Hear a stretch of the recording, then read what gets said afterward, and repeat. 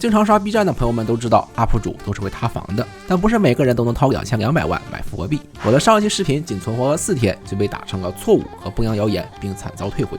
2天后看到教育部辟谣，我才恍然大悟。在此，我要积极响应教育部的号召，效仿伊温亚教授的方法，逐字逐句的辟谣我的上期视频。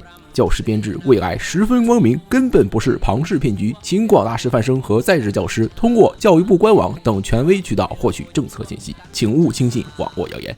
你说这个林日滩他恶不恶？这是事实吗？这是事实吗？我要这个林日滩站出来说话。现在家用吃饭的碗大多是瓷的比较容易碎，铁的不容易碎。这么简单的道理他不懂吗？你为什么到现在还要发表这些错误的言论，还有这些义误的数据？他有去每间产房收人吗？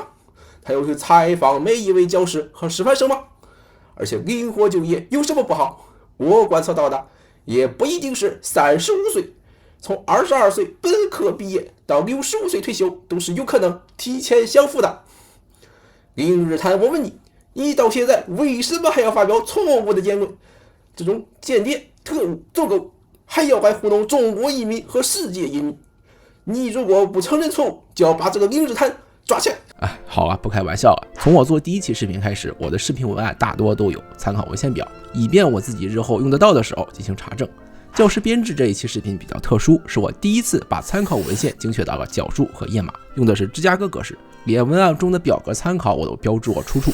这种学术习惯当然是一件微不足道的事情，硕士多如狗，博士满地走，更别说我这个英国水硕了。很不巧，在面对造谣这个大帽子时这不就用上了吗？然后我也要展示一下我的教师资格证，高中历史的，24年7月烟台市行政审批事务局发的，还有我过去几个月全国各地跑教师编制考试准考证当然这些肯定不能证明我已经有了公办学校的教师编，因为我确实没有考上。如果因此让某些体制内教师认为我在造谣他们的工作生活，那么我再次道歉。考不上教师编确实是本人能力不足的原因，我就是不适应在一群中年男性的凝视下进行10分钟肉麻的表演。通过搜索引擎和人工智能，我们会发现大量师范生缩招和各类师范院校纷纷开始转型的新闻，但这并不能说明师范专业走上了土木工程的老路。我也没资格去教育部开会，没有亲眼见到，怎么能说几百个校长一致举手通过呢？我引用复旦教授的话，也从没得到过书面授权，我也没有和 B 站的陈瑞先生直接接触过。如此表述只是为了表达我对他本人的崇拜。和我接触最多的呢是平台审核人员，他们非常的尽职尽责，在保证了平台安全的同时，尽可能的保护了我。至于我视频中引用的这些法律法规，在教育部的官网也是查不到的，都是我编出来的。这个调查报告也是假的，没有办法从山东省教育厅的官网找到，只能从互联网其他渠道找备份。对于这种中文互联网快速消失的史料，没有能力去进行史料真伪的鉴别，是我本人严重的引用不规范。调查报告里的这些中小学教师呢，也都是自愿留下来为学生服务的，不能算作工时。建议呢，教师的每周工时情况可以定在劳动法所要求的40个小时。至于分省录取和学区房这2项制度都非常好，广大家长热情支持地方学校经费，显著提高了教师的工资待遇，这是教师编制的显著利好消息。包括我在内的大多数观众，很显然也都是这一机制的受益者，从小呢就享受着和北京、上海等大城市一样的教育资源和分数线买不起学区房的都是家长不努力，没法托举下一代。学区房待增值那都是暂时的，都是技术性调整，是在为之后的腾飞筑底。以上言论不构成投资建议。我采访的这些同学呢，也都是我编的，他们都不存在。我在梦里和一群鬼魂聊了好几个晚上，都是在讲述自己的工作多么的幸福，工资高，待遇好，工作强度适中，周末节假日从来不需要无偿加班，从来没有男生基本都需要担任班主任的管理，也根本不存在代际矛盾和学科矛盾。学生热爱学习，性格开朗，都不是哪吒那样的魔丸，也不会在校长面前抽烟玩手机，更不会给自己胳膊上改花刀。年轻女教师呢，也都非常的认真负责，学识渊博，从来不搞办公室政治，也不会被中年男家长骚扰。每个同事都很和蔼可亲，完全不会尖酸刻薄，而且完全不用担心招生，家长都在门外排队报名。我也从来没有参与过全国各地的各种类型教师招聘，从人才引进到社招，从中学到大专院校，从公办到民办再到国际学校，从普通教师编到员额制再到没编制，我都没考过，也没考过。这个鲁西南一个不知名县城的不知名中学也不存在说下午把我们喊过去，晚上12点才出成绩，等待的时间也没有刷到过这篇小红书吐槽当地的帖子。这种庸俗的利己主义的求职观，小氛围享受就可以了，怎么能当着观众面说呢？作为一名师范生，我也坚决拥护双减政策和取消教培。且不说日本这种小国不能和我们简单类比，让教师更加贴近地方，贴近人民群众，更好的服务学生和家长，有什么错呢？永田町的老爷们本意是好的，都是日本地方教育部门执行坏了。还有港台地区的流浪教师现象，找不到公立学校的稳定工作，只能在各个学校、各个城市之间穿梭当代课老师，显著的降低了社会和家长的教育成本，提高了教师对自己教学水平的要求，学生也可以接触到更加多元的观点。总而言之一句话，这是好事啊！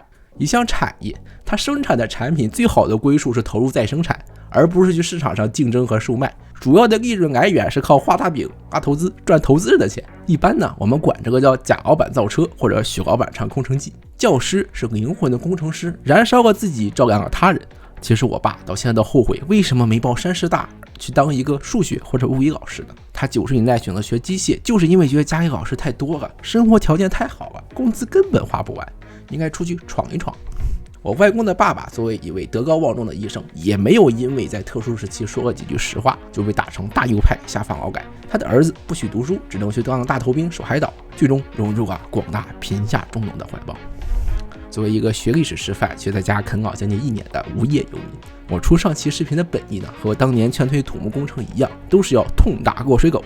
人的欲望是无穷的，每个人对于自己的生活和工作都有或多或少的不满意，但人生呢，就是在这种与不满意的抗争中取得完满。乔克兹老师敢自信推荐土木工程，4年后的自己却不认账。但我们学历史的就是要擅长翻自己的合订本，勇于承认自己的错误和局限性。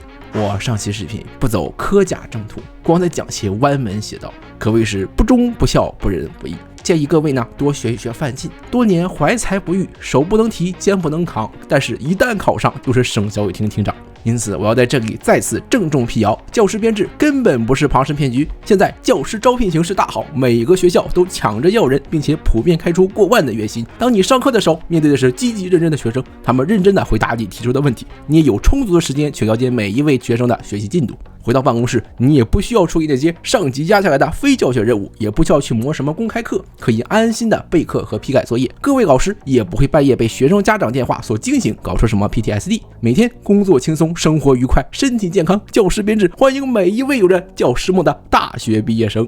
只有一点不好，西伯利亚买不到红墨水。